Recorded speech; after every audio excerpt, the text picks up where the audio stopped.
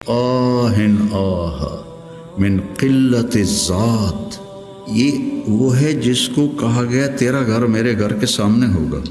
وہ ایسے تڑپ رہے تھے جیسے سانپ کا ڈسا تڑپتا ہے، اور ایسے رو رہے تھے جیسے غموں کا مارا روتا ہے۔ اور لو کان بعدی نبی لکان عمر، سارے مرید ایک شخص مراد، کتنے بڑے آدمی۔ تو موت کی آہٹ محسوس کی تو عبداللہ بن عمر نے گود میں سر رکھا ہوا تھا، کہنے لگے عبداللہ میرا سر زمین پہ ڈال دے۔ انہوں نے سر زمین پہ رکھ دیا تو اپنا چہرہ زمین ایسے رگڑنا شروع کیا، ایسے ویل لک یا عمر ان لم یغفر لک ربک، یہ کہنا شروع کیا ویل لک یا عمر ان لم یغفر لک ربک، ویل لک یا عمر، ویل لک ولامک یا عمر ان لم یغفر لک ربک۔ یہ کہتے کہتے جان نکل گئی۔ تو حضرت عائشہ روئے جا رہی تھی اور ان کی بڑی چادر آنسوں سے بھیگ چکی تھی، ساری چادر۔ جب وہ آئے تو کہنے لگے اماں جان آپ کیوں رو رہی؟ آپ کے اور نبی کی ملاقات میں صرف اتنی دیر ہے کہ یہ جان نکلے اور آپ اللہ کے رسول کے پاس پہنچ جائیں۔ کہنے لگے عبداللہ مجھے دھوکہ نہ دے، کاش میری ماں نے مجھے جنا ہی نہ ہوتا۔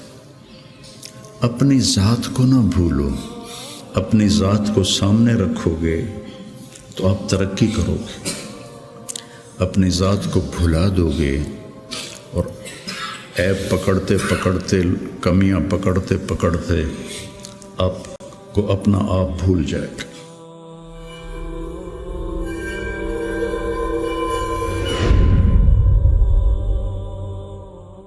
بسم اللہ الرحمن الرحیم، والصلاة والسلام علی رسولہ الکریم وعلی آلہ وصحبہ اجمعین، اما بعد۔ انبیاء کی محنت اور تحریکوں میں فرق ہے بہت واضح اور بڑا۔ تحریک میں اپنی ذات سے صرف نظر ہوتا ہے اور اوروں کو سامنے رکھ کر نظام بنتا ہے۔ انبیاء کی محنت میں اپنی ذات کی طرف ساری محنت ہوتی ہے اور اس کے ساتھ ساتھ اوروں پر محنت ہوتی ہے۔ امرت ان اکون اول من اسلم،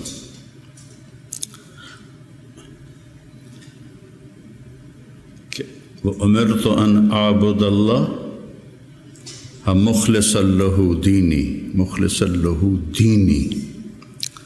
تو نبیوں کی محنت میں ذات نشانہ ہوتی اور تحریکوں میں دوسرے نشانہ ہوتے۔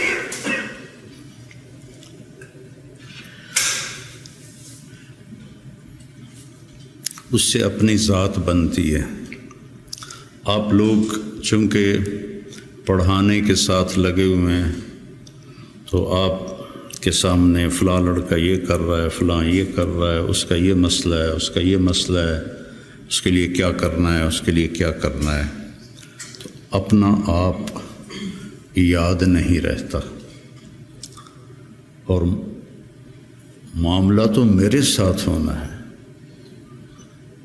کہ مجھ سے میرے اللہ نے پوچھنا ہے، یا ابن آدم اعطیتک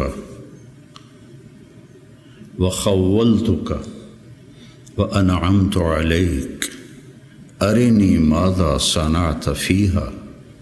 یہ تو مجھ سے سوال ہوگا، یہ تو نہیں پوچھا جائے گا مجھ سے کہ حسنین کے لڑکوں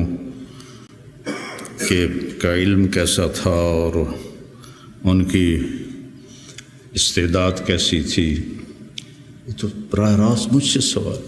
یجاء بابن آدم، پوری حدیث یاد آ گئی، یجاء بابن آدم یوم القیامت فیوقف بین یدی اللہ تعالی کأنہ بذج۔ بذج کا مطلب جانتے ہیں؟ بکری کا بچہ جو نوزائید ہوتا ہے، پیدا ہوتے ہی وہ کھڑا ہوتا ہے تو اس کی ٹانگیں کانپتی ہیں ایسے ایسے، چونکہ ٹانگوں میں جان نہیں ہوتی، تو پھر وہ ایسے ایسے کانپتا ہے، پھر گر پڑتا ہے۔ یہ تو ہم گاؤں میں رہتے ہیں، ہم نے کئی دفعہ دیکھا۔ پھر کھڑا ہوتا ہے، پھر گر جاتا ہے۔ اس عمر کے بکری کے بچے کو بذج کہتے ہیں، فَكَأَنَّهُ بذج، ایسے ہو رہا ہوگا تو لگائے گا یا ابن آدم آتیتک وخولتک وانعمت علیک ارنی ماذا صنعت فیہا لا تزال قدم عبد حتی یسأل عن اربع ہے نا؟ یہ سب آپ کے متعلق یہ سارا فرمان ہے، اور میرے متعلق یہ سارا فرمان ہے۔ تو میں اگر ناکام ہو گیا تو مجھے کیا فائدہ اس ادارے کا، اس شہرت کا، اس واہ واہ کا، مجھے کیا فائدہ ہو؟ اور میں اگر کامیاب ہو گیا تو میرا کیا نقصان ہے؟ ابو ذر رضی اللہ عنہ کو ایک آدمی نے گالیاں دی،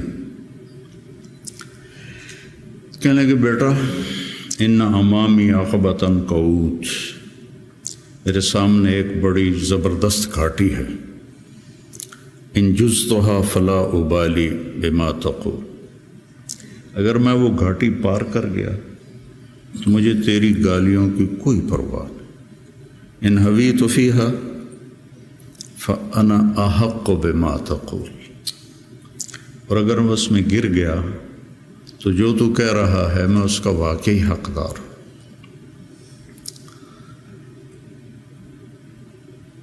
تو انبیاء کی محنت اور اللہ تعالیٰ کا جو یا ایہا الانسان، ایک ایک کو اللہ مخاطب ہو کے کہہ رہا ہے یا ایہا الانسان، یا ایہا المسلم نہیں کہا، المومن نہیں کہا، یا ایہا الانسان۔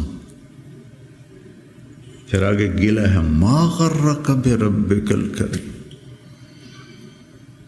وہ میرا بندہ تو اپنے رب سے دو نمبری کر گیا، الذی خلقک فسواک فعدلک سبحان فی ای صورت ما شاء رکبک، یا ایہا الانسان یعنی یا طارق جمیل ما غرک بربک الکریم، یا ایہا الانسان انک کادح الی ربک کدحا فملاقیہ۔ میں کتنا آگے جا رہا ہوں۔ مولانا الیاس صاحب رحمۃ اللہ علیہ کی بات سنی مولانا سعید خان صاحب رحمۃ اللہ علیہ سے کہ مجھے دو خطرے ہیں اپنے کام کرنے والوں سے، کہ جب کہ کام کی ترقی کو اپنی ترقی سمجھنے لگ جائیں گے،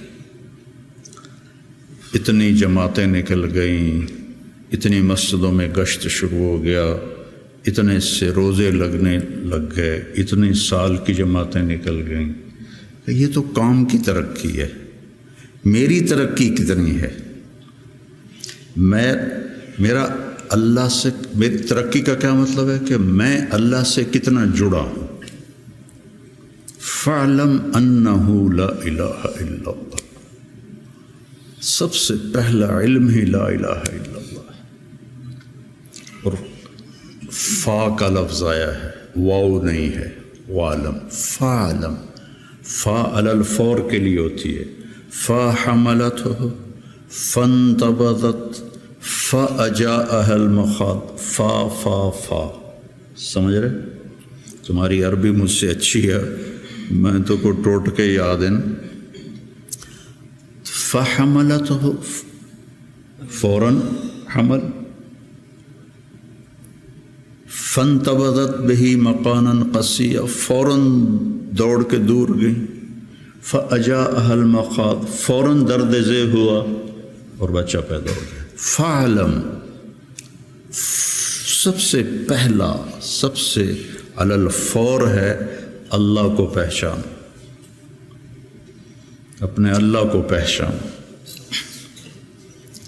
عبد الرحمن ابن عوف نے آ کر کہا ابو بکر رضی اللہ عنہ سے، اللہ کو کیا جواب دو گے جو تو عمر کو خلیفہ بنا کے جا رہے، جو اتنا شدید ہے اور سخت ہے؟ اب نے کہا انا اعلم بربی منک، میں تم سے زیادہ اپنے رب کو جانتا۔ سبحان اللہ، انا اعلم بربی منک۔ وہ جو 3 لوگوں نے کہا تھا میں شادی نہیں کروں گا، میں رات نہیں سوؤں گا، اور میں روزہ نہیں چھوڑوں گا، تو ان سے آپ نے کہا انا اعلم بربی منکم۔ تو میرے عزیزو، علم کی منتہا ہے اللہ۔ یا ابن آدم اطلبنی تجدنی، وعدہ ہے، فإن وجدتنی وجدت كل شيء وإن فتنی فاتک كل شيء وأنا خیر لک من كل شيء۔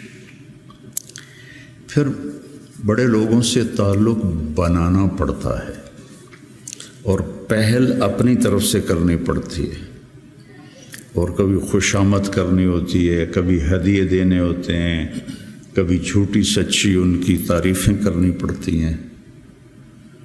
اور یہاں سب سے عظیم، سب سے بڑا پہل کر چکا ہے، عجب بات کہ غنی عن العالمین، فإن تکفروا فإن اللہ غنی عن العالمین۔ اور جو اتنا بڑا ہو، جس کو کسی کی بھی ضرورت نہیں، اتقى قلب رجل واحد ما زاد فی ملکی شیئا، افجر قلب رجل ما نقص فی ملکی شیئا، لن تبلغوا ضری فتضرونی ولن تبلغوا نفعی فتنفعونی۔ تو اتنا عظیم ہو کر کہتا ہے یا ابن آدم انی لک محب۔ یا ابن آدم، کافر مسلم سب شریک۔ وَلَقَدْ كَرَّمْنَا بَنِي آدم، انسان بطور انسان اللہ نے عزت والا بنائے۔ انی لک محب فبحقی علیک کن لی محبا۔ اتنی بڑی بات یہ میرے آپ جیسے گندے انسانوں کے لیے۔ یا ابن آدم اذکرک وتنسانی، کیا گلہ ہے، وَأَسْتَتِرُكَ وَلَا تَخْشَى، أَتَحَبَّبُ إِلَيْكَ بِالنِّعَمِ وَتَتَبَغَّضُ إِلَيَّ بِالْمَعَاصِي، شَرُّكَ إِلَيَّ صَاعِدٌ وَخَيْرِي إِلَيْكَ نَازِلٌ، مَعَ ذَلِكَ إِن سَأَلْتَنِي أَعْطَيْتُكَ وَإِنِ اسْتَغْفَرْتَنِي غَفَرْتُ لَكَ۔ اتنا بڑا شہنشاہ، اطت السماء وحق لها ان تئط، آسمان چرچراتا ہے، جیسے کرسی پر کوئی موٹا آدمی بیٹھ جائے تو چوں چوں کی آواز آتی، آسمان چوں چوں کرتا ہے کہ ما فیہا موضع اربعۃ اصابع الا وملک واضع جبہتہ ساجدا للہ۔ اتنی جگہ بھی خالی نہیں ہے، فرشتوں کی پیشانیاں سجدے میں گری پڑی۔ اتنی عظیم ذات ہو کر وہ کہے اذکرک وتنسانی، اور اتنی عظیم ذات ہو کر کہے انی لک محب۔ محبت ہی تو انبیاء بھیجے، محبت ہے تو توبہ کے دروازے کھلے رکھے۔ تو میرے عزیزو، یہ درس و تدریس کی محنت، تصوف کی محنت، تبلیغ کی محنت، یہ اپنے آپ کو بنانا پہلے ہوتا ہے۔ جب 3 چلے میں لگائے 1971 میں، تو ہم ہدایات میں پہلا بول ہوتا تھا، بھائی ہم اپنی اصلاح کے لیے نکلے، ہم سیکھنے کے لیے نکلے۔ یہ اور تاثر پیدا، لفظ تو جادو ہے، ان من البیان لسحرا، جادو الفاظ ہی ہوتے، کوئی وہ تیر تفنگ تو نہیں ہوتا، الفاظ ہوتا۔ تو الفاظ میں تاثیر ہے۔ بھائی ہم سیکھنے کے لیے نکلے، ہم دین سیکھنے کے لیے نکلے، یہ آپ کے اندر تواضع پیدا کرے گا۔ ہم بھیجے گئے ہیں، یہ آپ کے اندر بڑائی پیدا کرے گا۔ بھیجے گئے ہیں، اخریت للناس قرآن میں ہے۔ اور تبلیغ کی برکت سے آج تم سب جب میں یہاں بیٹھا ہوں، یہ تبلیغ کی برکت۔ شیخ رمضی جیسا تمہیں ہیرا ملا ہے، یہ تبلیغ کی برکت۔ 16 سال کی عمر میں آیا تھا، 3 چلے سے میرے 100 اربوں کی تشکیل کیا کرتا تھا۔ 83-84 کی بات ہے یہ، اس نے 3 چلے لگائے، اور آج اللہ نے اس کو کان مملوکی فاضحا مالکی والا قصہ ہو گیا ہے۔ ان ھذا من اعاجیب الزمن۔ تو میرا اللہ سے کیا رابطہ ہے، اس کے لیے پیمانہ آپ کا اندر ہے، آپ کا دل ہے۔ میں نہیں پہچان سکتا، کوئی اور نہیں پہچان سکتا۔ مسروق ابن اجدع فرماتے ہیں رحمہ اللہ کہ صحبت 70 نبی صحابیہ، کہ میں نے 70 صحابہ کی صحبت اٹھائی، سے مراد ہے کئی صحابہ۔ 70 کا لفظ عدد کے لیے نہیں ہوتا، کثرت کے لیے ہوتا ہے۔ تو میں نے ان سب کا علم 6 آدمیوں میں دیکھا: عمر بن خطاب، عبداللہ بن مسعود، علی بن ابی طالب مہاجرین میں سے، زید بن ثابت، معاذ بن جبل، ابی بن کعب انصار میں سے۔ پھر ان 6 کے ساتھ میں رہا تو میں نے 6 کا علم 2 میں دیکھا: عبداللہ بن مسعود، علی بن ابی طالب۔ میرا اس پہ اضافہ ہے کہ میں نے ان 2 کو پڑھا تو مجھے علی بن طالب سب پر فائق نظر آئے کہ ان سے بڑا عالم صحابہ میں کوئی نہیں تھا، انتہا پر تھا۔ اور یوں ہاتھ پکڑا اللہ کے نبی نے، اور ایسے اب کبھی بڑے جذبے جوان تھے، نہ وہ عشق میں رہی گرمیاں، نہ وہ حسن میں رہی شوخیاں، نہ وہ غزدمی میں تڑپ رہی، نہ وہ خم ہے زلف ایاز میں۔ میرا تو اب یہ حال ہے، پڑھے بغیر نیند ہی نہیں آتی تھی۔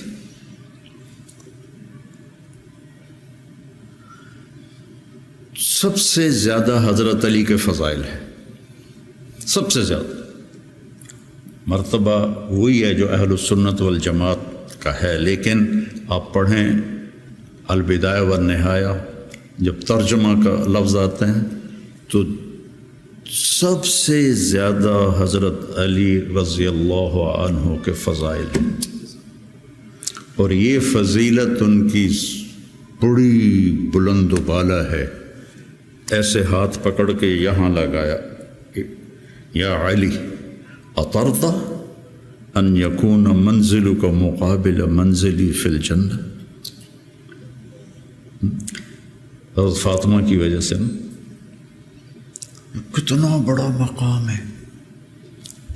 اور زرار ابن زمرہ کنانی فرماتے ہیں: وَلَقَدْ رَأَيْتُهُ فِي بَعْضِ مَوَاقِفِهِ وَقَدْ أَرْخَى اللَّيْلُ سُدُولَهُ وَغَارَتْ نُجُومُهُ وَهُوَ قَائِمٌ فِي الْمِحْرَابِ يَتَمَلْمَلُ تَمَلْمُلَ السَّلِيمِ۔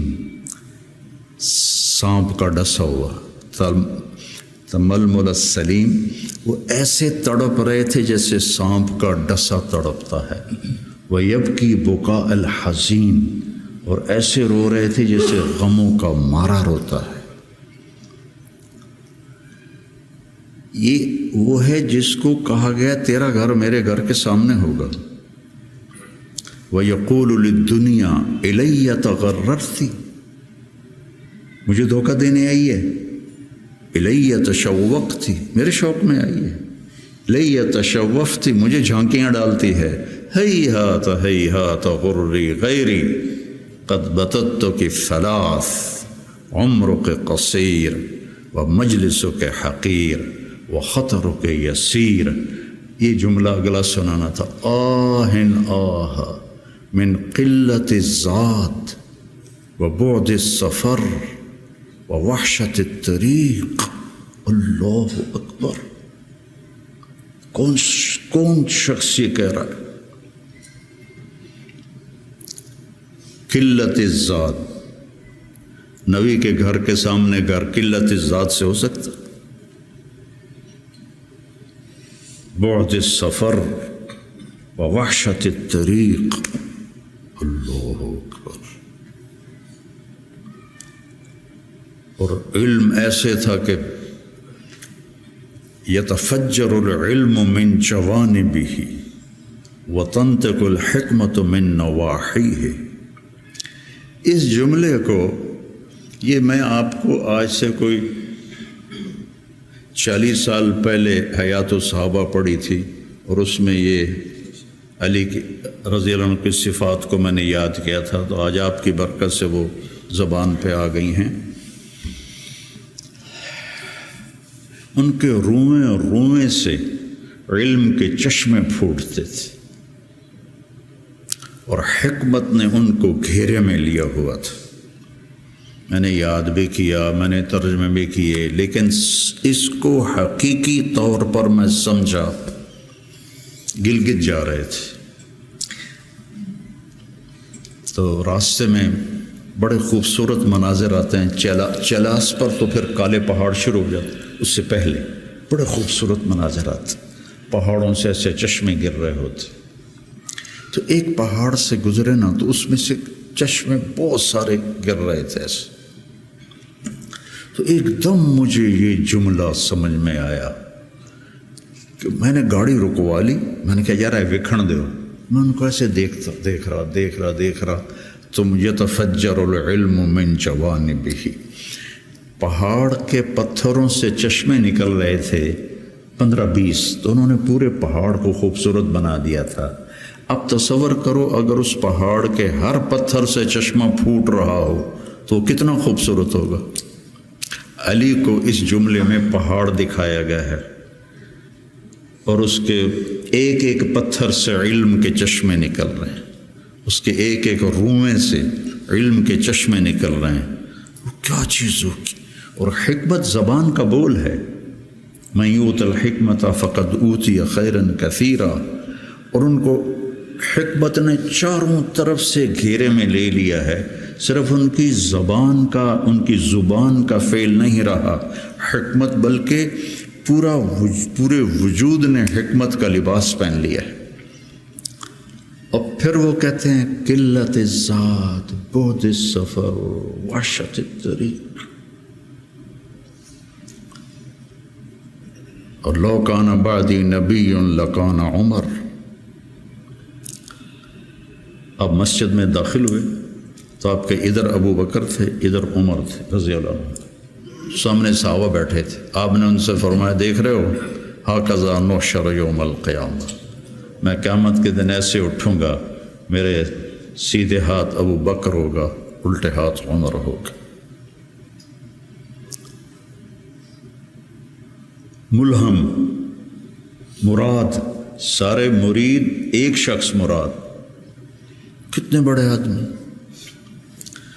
تو صحابہ نے مشورہ کیا کہ فتوحات ہو گئی ہیں، قیصر اور کسریٰ کے خزانے مدینے میں آ گئے ہیں، اور عمر کا وہی حال ہے، وہی مجاہدہ ہے، وہی مشقت ہے، تو اب اسے نرم روٹی کھانی چاہیے. حضرت عمر کی روٹی کوئی کھا نہیں سکتا تھا، اٹک جاتی تھی گلے میں، اتنی سخت ہوتی تھی. تو انہیں لباس بھی، بڑے بڑے وفود آتے ہیں تو انہیں لباس بھی اچھا پہننا چاہیے. اور کوئی اب خادم رکھ لیں، اتنے غلام ہیں، کوئی خادم اپنی خدمت کے لیے رکھ لیں. یہ کون مشورہ کر رہے ہیں؟ زبیر بن عوام، طلحہ بن عبید اللہ، سعد بن ابی وقاص، عبد الرحمن بن عوف، علی بن ابی طالب، ابو عبیدہ بن جراح. 6 اصحاب عشرات المبشرہ میں سے 6 آدمی یہ مشورہ کر رہے ہیں. حضرت علی نے کہا مانے گا نہیں، جو تم مرضی کر لو. حضرت علی نے کہا نہیں مانے گا. کہا نہیں، ہم انشاءاللہ منوائیں گے. ہم خود نہیں جاتے، ہم حضرت عائشہ کو بھیجتے ہیں اور حضرت حفصہ کو بھیجتے ہیں. دونوں امہات المومنین ہیں اور ایک بیٹی ہے، تو ان کی ضرور مانیں گے. تو یہ دونوں تشریف لائیں اور متکلم بنی حضرت عائشہ. کامر المومنین، آج آپ سے ایک بات کرنی ہے. کہنے لگے کہو. کہنے لگے اللہ کے رسول کے دور میں نہ دنیا آئی، نہ اللہ کے نبی نے دنیا کا ارادہ کیا، تو وہ مشقت میں گزر گئے. میرے باپ ابو بکر کے دور میں دنیا کی فتوحات نہ آئیں، نہ انہوں نے ارادہ کیا، وہ بھی گزر گئے. اب اللہ نے آپ کے لیے دنیا مسخر کر دی ہے اور لہر بہر ہے، اور آپ کا وہی حال ہے. آپ کچھ نرمی کریں. وہ جو پچھلی باتیں انہوں نے کہیں، غلام رکھیں، اچھے کپڑے پہنیں، بڑے بڑے وفد آتے ہیں، نرم کھانا کھائیں، نرم بستر استعمال کریں. اور عمر کا رنگ بدلنا شروع ہو گیا. تو حضرت حفصہ دیکھ رہی تھے بے ابا گیا چھت نال. تو جب حضرت عائشہ خاموش ہوئی تو کہنے لگے یہ بتاؤ تمہیں یہ کس نے بھیجا ہے؟ تو کہنے لگی پہلے کوئی ہاں نہ کرو تو پھر ہم بتائیں گے. کہنے لگے اگر مجھے پتہ چل جائے نا کہ تمہیں کس نے بھیجا تو میں مار مار مار کے ان کے چہرے لہو لہان کر دوں. پھر فرمانے لگے حفصہ تو گھر والی ہے نا، یہ بتا کبھی اللہ کے نبی نے 2 ٹائم کھانا کھایا؟ زندگی میں کبھی 2 وقت کھانا کھایا؟ وہ کہنے لگی نہیں. فرمانے لگے صبح کھاتے تھے تو شام نہیں کھاتے تھے، شام کو کھاتے تھے تو صبح نہیں کھاتے تھے. کہ جی اللہم نعم. ایک دفعہ تو نے ایک چھوٹے سے میز پر کھانا رکھ کے دیا تھا، تمہیں یاد ہے؟ تو اللہ کے نبی نے اٹھا کے زمین پہ رکھ لیا تھا اور کہا تھا آکل کما یاکل العبد. کہ جی اللہم نعم. تمہیں یاد ہے اللہ کے نبی کا ایک ہی جوڑا ہوتا تھا اور اسے وہ خود دھوتے تھے، اور بعض اوقات وہ خشک نہیں ہوتا تھا اور بلال آ جاتے یا رسول اللہ الصلاۃ، تو آپ کہتے ابھی میرے کپڑے خشک نہیں ہوئے، یہاں تک کہ نماز تاخیر ہو جاتی تھی اور آپ وہ خشک ہو کر اس کو پہن کے جا کے نماز پڑھاتے تھے. اور یہ بھی تمہیں یاد ہو، وہ کہنے لگی اللہم نعم، کہ یہ بھی تمہیں یاد ہوگا کہ ایک دن وہ جوڑا بھی نہیں تھا تو آپ نے پڑوسن سے چادر مانگی تھی جس کو لپیٹ کر جا کے نماز پڑھائی تھی، یاد ہے؟ کہنے لگے اللہم نعم. کہا نبی کا بستر کیسا تھا تیرے گھر میں؟ کہا ایک ٹاٹ تھا، اس کو میں دوہرا کر کے بچھا دیتی تھی رات کو. تو حضرت عمر کہنے لگے ایک رات تو نے اس کی 4 تہیں لگا دیں. تو صبح اللہ کے نبی نے کہا حفصہ میرا بستر تبدیل کر دیا ہے؟ کہ نہیں یا رسول اللہ وہی ہے، بس 2 کی 4 تہ لگا دی. کہا اس کو دوبارہ ویسے کر دے، مجھے رات کو اٹھنے میں مشکل پیش آئی اس کی نرمی کی وجہ سے، یاد ہے؟ کہنے لگی اللہم نعم. پھر فرمایا اللہ کے نبی نے کبھی 2 سالن کٹھے کھائے؟ اللہ کے نبی نے کبھی 2 سالن کٹھے کھائے؟ کہنے لگی نہیں، کوئی نہیں کھائے۔ تو حضرت عمر رونے لگے، فرمایا کہ جنہوں نے تمہیں بھیجا ہے نا، انہیں جا کر کہو کہ 3 دوست تھے سفر میں، تو ایک آگے بڑھ گیا اور منزل پر پہنچ گیا، اللہ کے نبی، پھر دوسرا چلا اور وہ منزل پر پہنچ گیا، ابو بکر، اب تیسرا راستے میں ہے، ان کے راستے پر رہے گا تو پہنچے گا ورنہ بھٹک جائے گا۔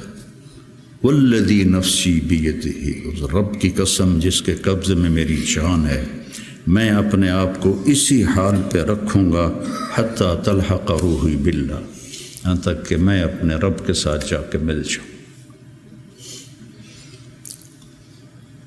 جن کو اپنی ذات کی طرف نبی کی محنت متوجہ کرتی، تحریکیں اوروں کی طرف متوجہ کرتی، اور انبیاء کی محنت، یا قوم اعبدوا اللہ ما لکم من الہ غیر، یا قوم انی لکم نذیر مبین ان اعبدوا اللہ واتقوہ واطیعون انی لکم نذیر مبین انی لکم ناصح امین۔ اور جب خنجر لگ گیا اور پتہ چل گیا کہ بچنا ممکن نہیں ہے، تو اپنے بیٹے کو بلایا، عبداللہ بن عمر، فرمانے لگے جاؤ عائشہ کے پاس اور ان سے کہو کہ عمر اپنے ساتھیوں کے ساتھ دفن کی اجازت چاہتا ہے، اور امیر المومنین نہ کہنا، عمر کہنا، چونکہ اب میں امیر المومنین نہیں ہوں۔ اگر وہ اجازت دیں دیں تو مجھے وہاں دفن کر دینا، ورنہ مجھے عام قبرستان میں لے جانا۔ عبداللہ بن عمر رضی اللہ تعالیٰ عنہ تشریف لے گئے تو عائشہ رضی اللہ عنہ بیٹھی رو رہی تھی، تو انہوں نے عرض کی، اماں جان، میرا باپ عمر بن خطاب اپنے ساتھیوں کا قرب چاہتا ہے۔ تو حضرت عائشہ رضی اللہ عنہ نے روتے ہوئے کہا، یہ جگہ تو میں نے اپنے لیے رکھی تھی، لیکن اگر عمر طلبگار ہے تو مرحبا بعمر۔ واپس آئے، کہا ابا جان ابشر قد اذنت، اجازت ہو گئی۔ کہا بیٹا ممکن ہے میرے شرم میں کہا ہو، جب میں مر جاؤں پھر دوبارہ میرا جنازہ لے جانا اور باہر رکھ دینا، اور پھر ایک دفعہ دوبارہ پوچھنا، اگر اس وقت اجازت ملے پھر مجھے اندر لے جانا۔ اتنے میں حضرت علی آئے تو بڑے گھبرائے ہوئے تھے، تو حضرت علی نے پوچھا اتخاف من الموت؟ کہا نہیں، الذی بعد الموت، الذی بعد الموت۔ جس ہستی نے 22 لاکھ مربع میل میں اسلام پھیلایا، تو کہنے لگے ڈرو نہیں، میں نے کئی دفعہ سنا کہ اللہ کے نبی نے کہا خرج تو انا و ابو بکر و عمر، دخل تو انا و ابو بکر و عمر، جی تو انا و ابو بکر و عمر، و سیدہ کہول اہل الجنہ ابو بکر و عمر۔ کہ میں نے کئی دفعہ سنا، حضرت حسن بھی ساتھ، تو کہنے لگے قیامت کے دن گواہی دو گے میری؟ کہا میں بھی دوں گا، حسن بھی دے گا، میں بھی دوں گا، حسن بھی دے گا۔ تو حضرت علی چلے گئے، تو موت کی آہٹ محسوس کی، تو عبداللہ بن عمر نے گود میں سر رکھا ہوا تھا، کہنے لگے عبداللہ میرا سر زمین پر ڈال دے۔ انہوں نے پنڈلی پہ رکھ لیا، وَيْحَكَ، سنتے نہیں ہو میں نے کیا کہا، مجھے زمین پہ ڈال دیا۔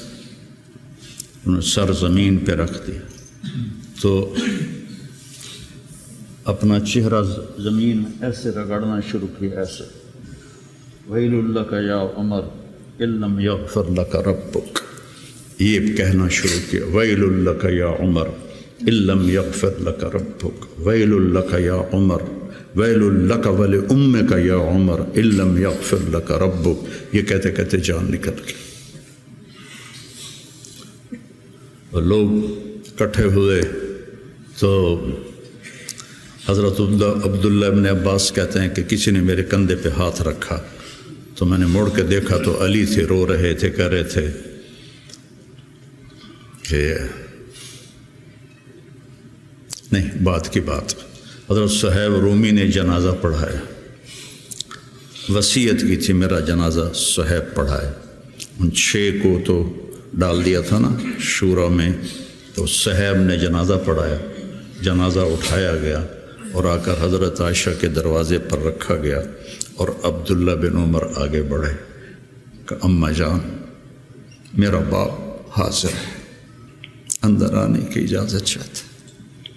تو عائشہ رضی اللہ عنہا نے اپنی چادر اٹھائی اور اپنے آپ کو ڈھانپا اور باہر نکل گئی، مرحبا بعمر۔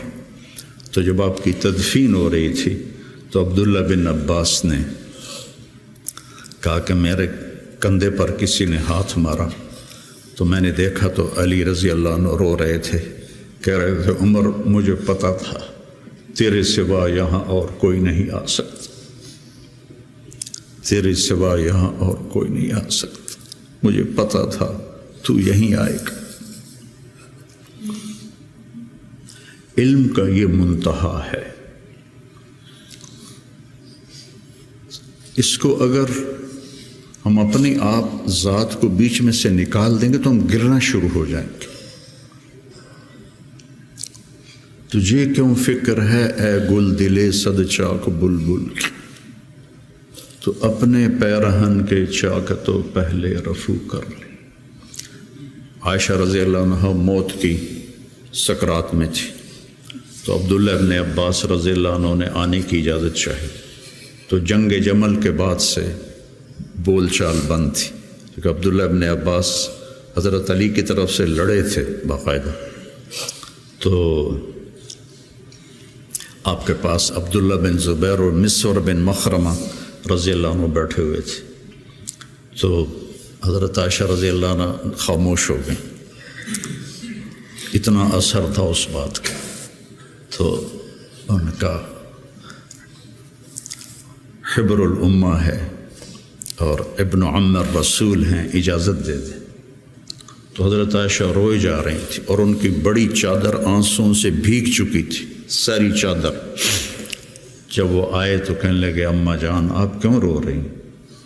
آپ کے اور نبی کی ملاقات میں صرف اتنی دیر ہے کہ یہ جان نکلے اور آپ اللہ کے رسول کے پاس پہنچ جائیں۔ کہنے لگے عبداللہ مجھے دھوکہ نہ دے، کاش میری ماں نے مجھے جنا ہی نہ ہوتا، مجھے بہلاوا نہ دے، مجھے دھوکہ نہ دے۔ اور اللہ کے نبی نے کہا تھا یا عائشہ انہو لیہون علی الموت ان اریتکی زوجتی فی الجنہ، عائشہ مجھے مرنا آسان ہو گیا ہے کہ مجھے پتہ چلا ہے تو جنت میں میری بیوی ہے۔ اور وہ رو رہی تھی۔ تو میرے عزیزو اپنی ذات کو نہ بھولو، اپنی ذات کو سامنے رکھو گے تو آپ ترقی کرو گے، اپنی ذات کو بھلا دو گے اور عیب پکڑتے پکڑتے، کمیاں پکڑتے پکڑتے آپ کو اپنا آپ بھول جائے گا۔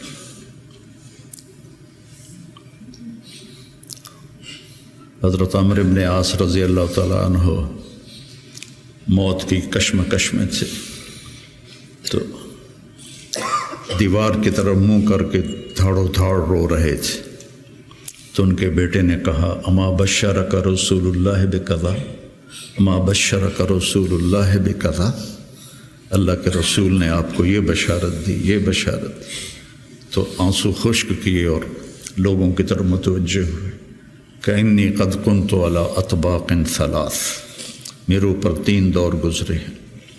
ایک تھا جب میں کافر تھا، اور اگر میں اس وقت مر جاتا تو سیدھا جہنم میں جاتا۔ پھر اللہ نے مجھے ہدایت دی، میں ایمان لایا، اور میں نے ساری زندگی اللہ کے نبی کو آنکھ بھر کے نہیں دیکھا حیا کی وجہ سے۔ اگر مجھ سے پوچھو کہ اللہ کے نبی کا حلیہ کیا ہے تو میں نہیں بتا سکتا کہ میں نے کبھی آنکھ اٹھا کے آپ کو دیکھا ہی نہیں تھا۔ اگر اس وقت میں مر جاتا تو میں جنت میں جاتا۔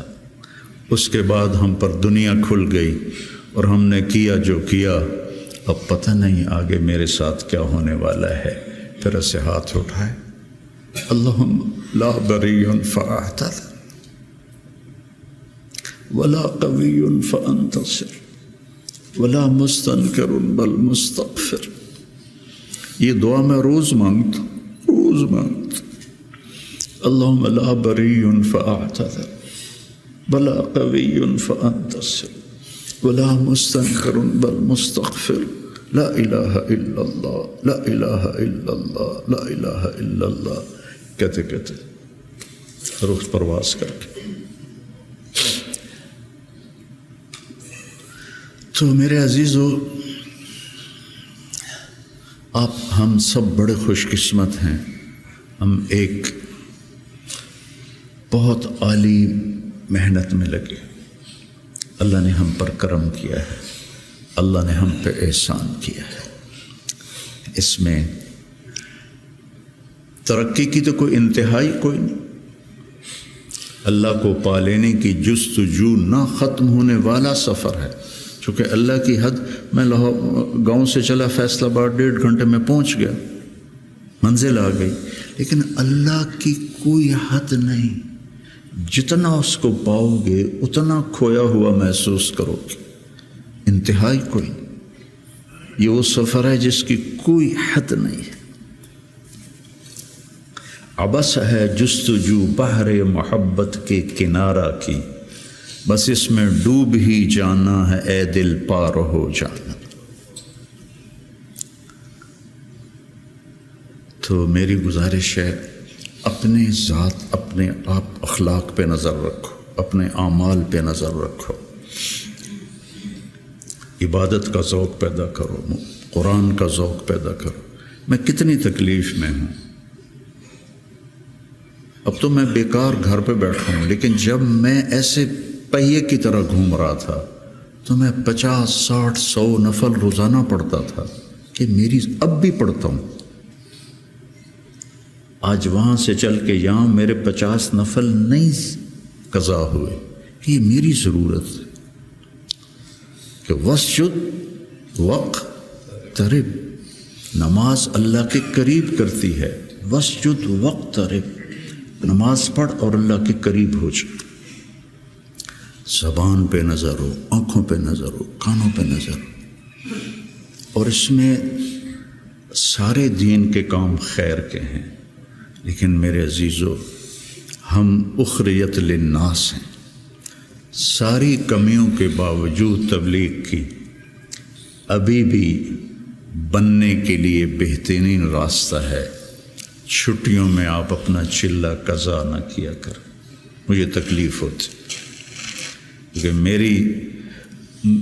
میرا جگر دل چیر کے دیکھو تو تبلیغ کے سوا کچھ نہیں۔ میں عملی طور پر نہیں جا سکتا، لیکن یہاں اس مبارک محنت کے سوا اور کچھ نہیں۔ میں آپ سے بھی یہ چاہتا ہوں، آپ کی کیفیات بچوں کی طرف منتقل ہوں گی۔ جب آپ کے اندر سے تبلیغ کی عظمت نکلے گی تو آگے کیسے منتقل ہوگی؟ کتنے مشائخ آئے، اس طرح عالم میں تبدیلی کوئی نہیں لا سکا۔ کتنے خیر کے کام ہوئے، اس طرح عالم میں تبدیلی کوئی نہیں لا سکا۔ بنو امیہ کے حکام ظالم تھے، لیکن دعوت کی وجہ سے دین تو پھیلتا رہا۔ ولید بن عبد الملک کان جباراً، جو اس کے بارے میں لکھا ہے ابن کثیر نے کان جبار، معمولی باتوں پہ گردنیں اڑا دیتا تھا، سب سے زیادہ اسلام اس کی زندگی میں پھیلا۔ اور یزید بن معاویہ رضی اللہ تعالیٰ، اس کے زمانے میں شمالی افریقہ فتح ہوا ہے۔ عقبہ ابن نافع رضی اللہ تعالیٰ عنہ نے الجزائر کو فتح کیا اور مراکش کو فتح کیا۔ تونس حضرت عثمان کے زمانے میں فتح ہو گیا تھا۔ عبداللہ بن ابی سرح رضی اللہ تعالیٰ عنہ نے تونس کو فتح کیا تھا۔ تو ادھر یزید بیٹھا ہوا ہے، لیکن دعوت میں نکلنے والے تو مخلص تھے۔ تو میں تھا مسجد میں، تو میرے پاس 2 جماعتیں آئیں پٹھانوں کی، پیدل چل رہی سال کی، کہ جی 6 تاریخ کو ہمارا جوڑ ہے، آپ تشریف لائیں۔ میں کہا یار میں تو فیصل آباد جا رہا ہوں، اگلے جوڑ میں آ جاؤں گا۔ کوئی تحریک، کوئی پیر، کوئی بزرگ اپنے مریدوں کو یہاں تک نہیں لا سکا کہ سال کے لیے پیدل چلے جائیں۔ تو آپ میری اولاد ہو، میرا سرمایہ ہو، میں ان عمر کے آخری حصے میں ہوں، آپ لوگ ابتدائی حصے میں ہیں، تو اس مبارک محنت کو اپنی ترجیحات میں رکھو، ترجیحات میں رکھو۔ میں نے کبھی چلہ نہیں قضا کیا تھا، ایک آدھ چلہ میرا بیماری کی وجہ سے قضا ہوا، اور اب 4-5 چلے سر درد اور کچھ اور عوارض لاحق ہو گئے، ورنہ میں جو بھی ہوتا تھا میں چلہ نہیں چھوڑتا تھا کہ میری ضرورت مجھے کرنا ہے۔ عام انسانوں کی طرح زندگی گزارو اور اپنے اللہ کو اپنے سامنے رکھ کے چلو، تو انشاءاللہ اللہ آپ کو ترقی دے گا، اللہ آپ کو بلندیاں دے گا۔ ہماری تو شام ہونے والی ہے، آپ لوگوں کی صغیر ہے، ہمارے لیے صدقہ جاریہ بنو، ہماری قبروں کی ٹھنڈک کا ذریعہ بنو۔ اور میں مدارس ایک خاص مقصد کے تحت میں نے مدارس بنائے، نہ کوئی کمی ہے مدارس کی، علماء کی کوئی کمی ہے؟ ایک اخلاق والی نسل تیار، ایک قرآن سے شغف والی نسل تیار، عربیت ان کا خاصہ ہو، قرآن ہو، سیرت ہو، عربیت ہو، اور اچھے اخلاق ہو، اور تبلیغ کا جذبہ ہو، دنیا میں پھرنے کا جذبہ ہو۔ تو اللہ تعالیٰ ان کو دیکھو، آج میں نے جب شروع کیا تھا تو اتنی تنقید سنی، گالیاں تک، اور اب رائمنڈ میں اعلان ہوتا ہے حسنین کے علماء کی طرح۔ یہ میرے لیے شرف ہے، حسنین کے علماء کی طرح، کتنی بڑی میرے لیے یہ اعلیٰ درجے کی بات آپ سب کے لیے۔ تو اس لیے بچوں اپنے آپ کو دیکھتے ہوئے چلو، چھٹیوں کا چلہ قضا نہ کرو۔ مولانا احسان صاحب ایک دفعہ چھٹیوں میں چلے گئے ساؤتھ افریقہ، وہاں شیخ اب مولانا زکریا صاحب وہاں گئے ہوئے تھے، تو انہوں نے چھٹیاں ان کے پاس گزاری، واپس آ کے چلہ لگایا، واپس آ کے چلہ لگایا۔ میں رائمنڈ میں اس وقت پڑھتا تھا، انہوں نے اس کو کافی نہیں سمجھا۔ تو اپنے بننے کے اسباب میں سستی نہ کرو، ٹھیک ہے نا؟